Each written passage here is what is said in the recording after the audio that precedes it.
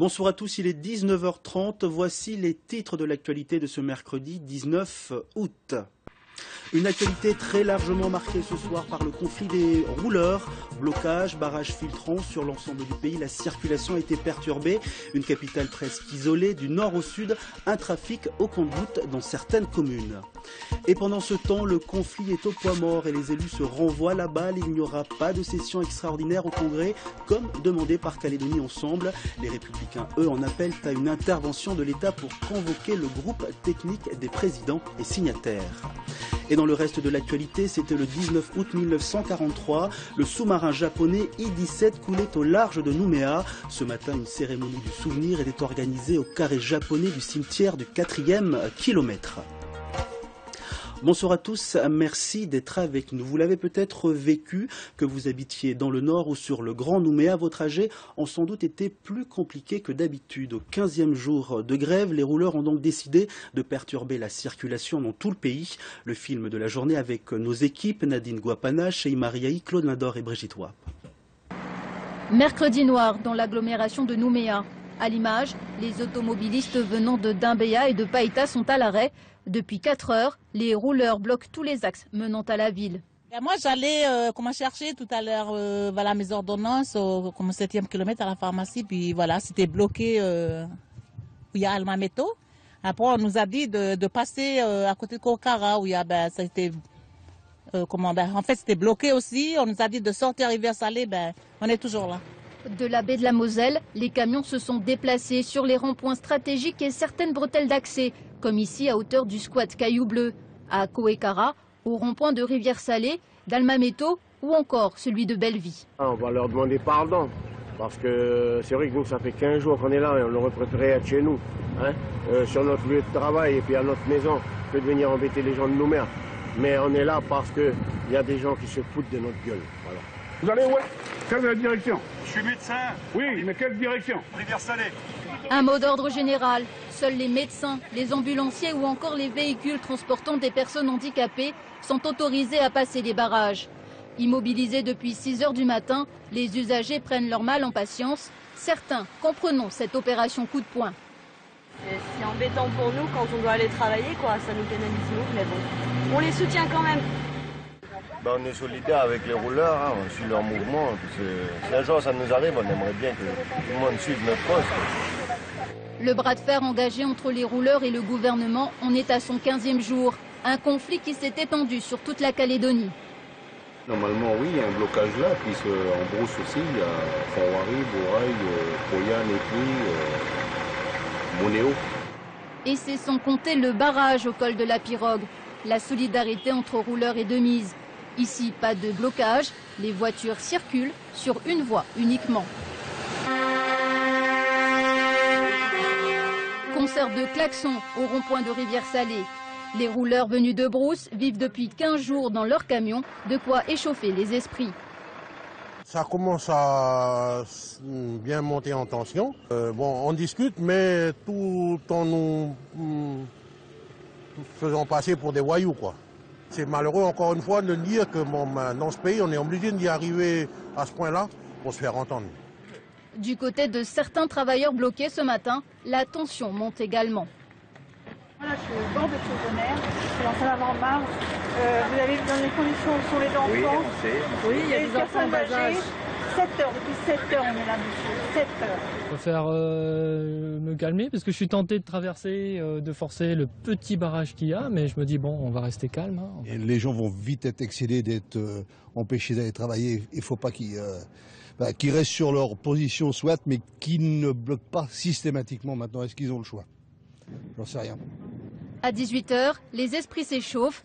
Les rouleurs, eux, se sont aménagés des campements de fortune sur les points de blocage. Voilà pour le film de la journée. Thérèse, bonsoir. Vous êtes au rond-point Belleville. Où en est-on ce soir, Thérèse? Alors Dave, bonsoir à tous. Comme vous pouvez le voir peut-être, la circulation a commencé donc ici au rond-point Belleville, comme dans tous les autres ronds-points qui étaient bloqués par les rouleurs toute la journée. Alors Wilfried Maille, Le président de Contract Mine nous a affirmé tout à l'heure que ce dispositif était levé jusqu'à 4 heures demain matin, après quoi ils remettront le dispositif de blocage en place. Donc ce soir pour les rouleurs, c'est donc une nouvelle nuit de veille qui se profile. Ici, toute la journée, que ce soit ici, les autres ronds-points de Caillou Bleu, Rivière-Salée, Koué-Kara, il y avait en tout une 60aine de camions qui étaient répartis. Et donc derrière moi, vous pouvez sans doute le voir, le campement des rouleurs, bien destiné, bien décidé à rester le temps qu'il faudra. Mais tout, ils nous l'ont affirmé tout à l'heure, tout dépend de la réunion qui doit avoir lieu entre le gouvernement, l'État, enfin les institutions. Voilà, Dave, ce qu'on pouvait dire ce soir. Merci Thérèse. Voilà pour Nouméa et l'agglomération dans le nord. Le mouvement a pour l'instant moins de répercussions. Barrage total au filtrant sur Poya au fil de la journée. Quelques engins devant l'étoile du Nord à Koumak. Le vrai point de mobilisation ce jour était sur la RT3 à Monéo sur Ponériouin. Valérie Jonot et David Sigal. Et un peu plus loin, le même dispositif avec un 10 roues en travers de la route. Voilà comment les rouleurs bloquent la circulation aujourd'hui sur cet axe entre Wailou et Ponériouin. Ils sont une vingtaine, employés de la mine Balande ou sous-traitants, à s'inquiéter pour leur avenir. Nous, Balande, on fait jusqu'à 900 000 tonnes à l'année. Et là, on s'est retrouvé à plus de entre 300 et 500 000 tonnes. Donc pour nous, ça va être un manque à gagner par rapport à nos camions. On a encore des traites à payer. Donc ça veut dire qu'il y a une diminution de travail pour nous, d'heures de travailler, de journées perdues. Donc par rapport à presque 50% de roulage qui va être en moins sur nous pour nous, quoi, les rouleurs. Ici, le blocage a commencé vers 10h et seules les ambulances ont été autorisées à franchir le barrage. Quant aux automobilistes et aux gens de la côte Est gênés, eh bien, ils ont dû faire demi-tour ou certains ont dû prendre leur mal en patience. Voilà, et pour vous tenir informé, rendez-vous demain matin dès 5h sur NC Première, la radio, pour un point complet de la situation sur nos routes. Je vous le disais, le conflit en est donc à son 15e jour. En cours de journée, le gouvernement proposait de rencontrer les rouleurs sous réserve que les barrages soient levés. Bernard Lassos, Michel Bouillet. Face aux blocages qui ont notamment paralysé l'agglomération nouméenne, chacun attendait une réaction du gouvernement. Une reprise des négociations, même si la balle avait été renvoyée hier en direction du Congrès. Selon le président Philippe Germain, des appels au dialogue ont été lancés, sans succès. Aujourd'hui, j'ai tenté, avec l'intermédiaire du haut-commissaire, d'organiser à 2 reprises une rencontre. On en a discuté ce matin. L'objectif était de se voir à 16h et qu'en contrepartie, il lève le blocage et que les Calédoniens puissent retrouver leur liberté de circulation. Chacun peut constater que les blocages n'ont pas été levés et qu'il n'y a aucune réunion qui s'est tenue. Dans une lettre ouverte aux Calédoniens, il a expliqué l'impossibilité du gouvernement à trancher seul la question des exportations vers la Chine, puisque, je cite, elle ne peut être examinée que dans le cadre d'une révision de la stratégie nickel du pays, qui relève de la compétence du Congrès. Une volonté réaffirmée d'agir dans le cadre strict des institutions. Est-ce que les institutions doivent céder devant la pression de la rue? Une fois qu'on n'est plus dans le cadre institutionnel et républicain, eh bien, il faut rétablir l'ordre, et ça, c'est de la responsabilité du représentant de l'État. Nous, on ne peut pas subir la pression, ne pas respecter notre organisation institutionnelle ou nos lois, parce que la rue nous le demande. Ou alors, après, on est dans de l'insurrection. Une fermeté partagée par les deux camps. Après 15 jours de conflit, aucune sortie ne semble se dessiner, alors que sur le terrain, la tension ne cesse de grimper. Alors souvenez-vous, hier, le groupe Calédonie Ensemble avait demandé la tenue d'une session extraordinaire au Congrès afin de trouver une solution au conflit. Eh bien, cette requête a été jugée irrecevable par le président du Congrès, Sylvie Méhoun. Pour réunir une session extraordinaire du Congrès, il faut, comme le stipule la loi organique, une demande de la majorité de ses membres, à savoir 28. Or, la requête du groupe Calédonie Ensemble ne compte que 16 signatures, rappelle Thierry Santa, à la tête de l'institution. Néanmoins, Compte tenu de la demande telle qu'elle est formulée, même dans l'éventualité où elle évolue dans les heures ou les jours qui viennent, je ne pourrai organiser une session extraordinaire qu'au plus tôt, le 31 août prochain, à l'issue de la session ordinaire en cours. C'est aussi dans les textes réglementaires du Congrès. Une décision jugée regrettable par le groupe Calédonie Ensemble. Celui-ci estime que le Congrès est la seule instance compétente pour traiter la stratégie minière et fixer un cadre pour trouver une issue au conflit des rouleurs. C'est regrettable que le président du Congrès ait même pas laissé 12 heures entre le moment où on a saisi tous les chefs de groupe de cette demande et aujourd'hui sa prise de position, qui constate qu'il n'y a pas encore de majorité pour réunir le Congrès en séance extraordinaire. Le président du Congrès a la compétence pour réunir le bureau aujourd'hui et décider d'inscrire dans le cadre de la session ordinaire dans laquelle on est, une séance dédiée à ce sujet. Il n'y a pas besoin de faire une séance extraordinaire. Pas nécessaire donc d'une session extraordinaire du Congrès, mais Thierry Santa préfère solliciter le haut-commissaire pour réunir d'urgence le GTPS, groupe technique des présidents et des signataires. Et c'est à l'intérieur de ce groupe qu'on trouvera, j'en suis convaincu, la meilleure solution, le compromis, parce que c'est bien de cela dont il s'agit, c'est de trouver un compromis face au positionnement des uns et des autres pour pouvoir sortir par le haut de la situation dans laquelle on se trouve. Mais au 15e jour de bras de fer, le contexte a plutôt tendance à tirer le pays vers le bas. Sommes-nous engagés dans une voie sans issue dont les instances politiques ont pris pour que cela ne soit pas le cas? Et à l'instar du président du Congrès, les Républicains sollicitent le haut-commissaire pour réunir au plus vite le GDPS, le groupe technique des présidents et des signataires. Je vous propose d'écouter le sénateur Pierre Frogier. J'ai la certitude, j'ai la conviction que l'État, que le haut-commissaire doit assumer aujourd'hui ses responsabilités, ce qu'il ne fait pas depuis trop longtemps. Et il préside le GTPS, mais cette fois-ci, il faut qu'il le préside, vraiment. Qu'il n'est pas le président du gouvernement présider cette instance. Et donc, à ce moment-là, la discussion pourra s'engager. Et il sera primordial de trouver, et on prendra le temps qu'il faut, de trouver un compromis. Que les conclusions des travaux du GTPS soient un compromis entre les aspirations et les inquiétudes des uns et des autres. Moi, je n'irai qu'à une seule condition, c'est que les conclusions de cette institution, de cet organe qui a été mis en place par le comité des signataires, qui, je le sais, est un organe consultatif, que les conclusions de cet organe-là s'imposent au gouvernement de la Nouvelle-Calédonie. Et à noter que le syndicat des producteurs et des exportateurs de minerais propose son concours à l'élaboration d'une solution de sortie de crise. Il se dit prêt à contribuer avec les représentants des rouleurs à la rédaction d'un projet de protocole. De leur côté, l'UPM et le Palika affirment que l'avenir des petits mineurs et des rouleurs n'est pas remis en cause. L'UPM et le Palika qui appellent l'ensemble des Calédoniens à se mobiliser pour défendre les acquis du pays. Alors, au-delà du trafic et de la circulation routière, la capitale a tourné au ralenti aujourd'hui. Les répercussions de ce mouvement avec Roberta Manouji. Pas de service dans tout le pays sur le réseau de transport en commun rail. Il dessert en priorité les communes de la province Nord. C'est une des principales répercussions causées par des blocages. Par ailleurs, Car Sud, autre réseau de transport en commun, a également suspendu ses rotations dans la province Sud jusqu'à nouvel ordre. À la direction des infrastructures, de la topographie et des transports terrestres, la DI3T, les services offerts aux usagers ont été une nouvelle fois perturbés. Un service minimum a été assuré concernant notamment les inscriptions aux examens du permis de conduire ou du code de la route. À l'Université de Nouvelle-Calédonie, les épreuves de la session de rattrapage des étudiants du département des sciences et techniques ont été reportées. Pas de nouvelles dates pour le moment.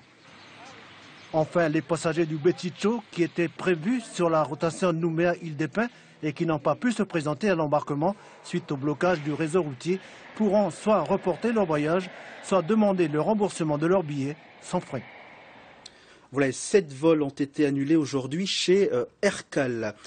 À noter aussi, la FOL fermera ses centres de loisirs demain jeudi. Les centres rouvriront ce vendredi 21 août, sauf si le mouvement de grève persiste. Et toujours en raison du conflit des rouleurs, le premier séminaire des assises de la santé prévu ce samedi à Nouméa est reporté au samedi 29 août. Et puis, je vous rappelle l'information de ce soir, les blocages ont été levés ce soir mais devraient reprendre demain matin. Voilà qui clôt notre dossier sur le mouvement des rouleurs. Notez que sur les conséquences de ce conflit, vous pouvez consulter notre site internet www.ncpremière.nc.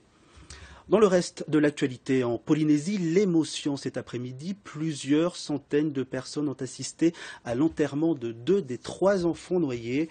Reportage. Les personnes les plus sensibles au virus de cette dengue sont les enfants et celles nouvellement installées. Nous avons un léger souci technique. Toujours en Polynésie, la dengue sévit encore et touche surtout les enfants et les nouveaux arrivants. On est bien loin des chiffres de l'an passé. Néanmoins, plus de 500 personnes l'ont contracté depuis le début de l'année. Polynésie première. Les personnes les plus sensibles au virus de cette dengue sont les enfants et celles nouvellement installées dans le pays. Ceci s'explique par le fait que la grande majorité de la population est immunisée depuis longtemps contre la dengue de type 1. Commencé l'an passé, l'épidémie a fortement régressé, mais sans jamais être complètement terminée. On est encore en épidémie, puisqu'on n'est pas passé en dessous du seuil épidémique. Pour autant, on n'est plus du tout dans les phases de pic épidémique telles qu'on les a connues ces derniers mois ou dernières années. Pour autant, ça subsiste. On a une transmission qui persiste à Tahiti, à Moorea, aux îles Soulevent, un peu moins dans les autres archipels, mais en fait, c'est fonction de la densité humaine. Comme on a quelques cas seulement, plus il y a de densité humaine, plus il y a de risques que ça se transmette. Donc nous avons encore des cas très régulièrement. La semaine dernière, il y a encore eu 25 cas confirmés. Le principal symptôme de la dengue est une forte fièvre, souvent accompagnée de maux de tête, de courbatures, de douleurs diffuses et de nausées. C'est une maladie à prendre au sérieux car certaines conséquences peuvent être mortelles. 2 enfants et 2 adultes ont dû être hospitalisés la semaine dernière. Prendre du paracétamol, uniquement du paracétamol, tant qu'un diagnostic n'est pas fait. Et puis attendre, surveiller, voir l'évolution des symptômes, s'il y a des tableaux digestifs, de nausées, si les maux de tête sont insupportables, si la fièvre, on a du mal à la faire baisser, et surtout l'état général, en particulier des enfants. Si l'état de l'enfant est atteint, s'il a perte d'appétit, s'il est un petit peu endormi, somnolent, c'est évident que c'est des signes de gravité. Donc consulter un peu plus rapidement. Le principal vecteur du virus de la dengue est le moustique Aedes aegypti. Les derniers épisodes pluvieux ont favorisé sa prolifération. Il est donc important de se protéger et de détruire les gîtes larvaires.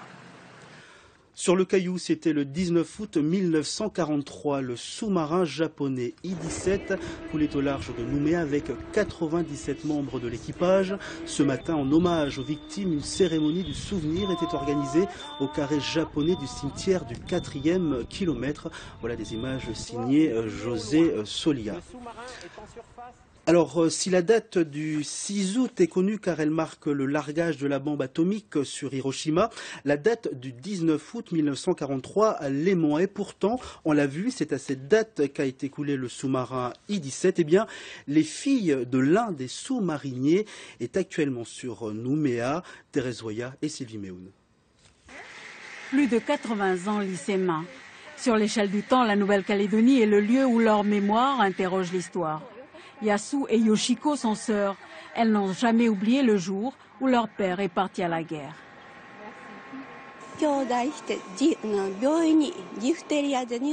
Nous étions à l'hôpital, malades, à cause de la diphtérie. Un soir, notre père est venu dormir avec nous. Il nous avait dit ceci: je reviendrai vivant et écoutez bien votre mère. Tâchez de bien vous entendre entre vous, frères et sœurs, et surtout, travaillez bien à l'école. Le matin, à notre réveil, il n'était plus là. De leur père, elles ont gardé cette photo où la famille est au complet. Matsumoto Matsui enseigne à bord du sous-marin impérial I-17, n'est jamais rentré à la maison. Nous sommes en 1943, la guerre fait rage en Europe. Le Japon, après l'attaque de Pearl Harbor en 1941, tâche de maintenir son offensive dans le Pacifique. Dans la zone Vanuatu, Nouvelle-Calédonie, les missions des sous-marins japonais se multiplient. C'est justement lors de l'un de ces repérages au large de Nouméa que l'I-17 est bombardé par la corvette néo-zélandaise Tui, appuyée par l'hydravion américain Kingfisher. Sur les 103 membres de l'équipage, seuls 6 sont sauvés. L'enseigne Matsumoto, 38 ans, fait partie des 97 victimes. Je n'avais jamais pensé que la guerre puisse aller aussi loin dans l'horreur. Et je me demande toujours pourquoi les hommes doivent se battre. Je souhaite qu'en période de paix, la paix soit la plus durable possible. En 1976, l'épouse de Matsumoto Matsui est à Nouméa pour une cérémonie du souvenir. En 1982, une plaque commémorative est posée dans le carré japonais situé au cimetière du 4e kilomètre. Puis, une stèle est érigée en 2013. Dans ce culte du souvenir, la famille visite les musées, étudie les archives et les manuels d'histoire. Année après année, comme pour donner vie à une ombre, comme d'autres familles en Nouvelle-Calédonie pour un autre naufrage.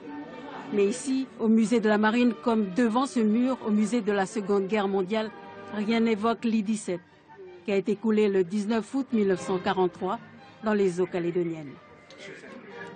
Avant de refermer ce journal, à retenir une actualité très largement marquée ce soir par le conflit des rouleurs. Blocage, barrages filtrants sur l'ensemble du pays, la circulation a été perturbée. Ce soir, les points de blocage ont été levés, mais devraient reprendre demain. Voilà pour l'actualité locale. À suivre la météo, puis à 20h, votre magazine culturel Andimix. Voilà pour le programme. Bonne soirée sur NC Première. À demain.